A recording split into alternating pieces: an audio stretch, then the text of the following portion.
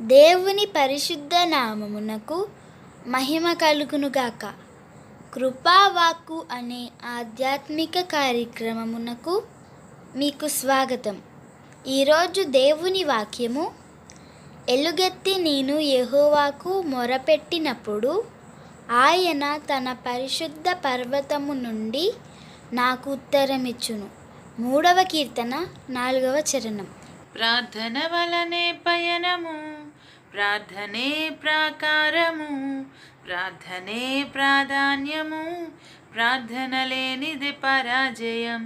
ప్రభువా ప్రార్థన నేర్పయ్యా, ప్రార్థించకుండా నేనుండలేనయా. నీ పాదాలు తడపకుండా నా పయనం సాగదయా. నీ పాదాలు తడపకుండా నా పయనం సాగదయా. ప్రార్థన వలనే పయనము, ప్రార్థనే ప్రాకారము, ప్రార్థనే ప్రాధాన్యము, ప్రార్థన లేనిది పరాజయం.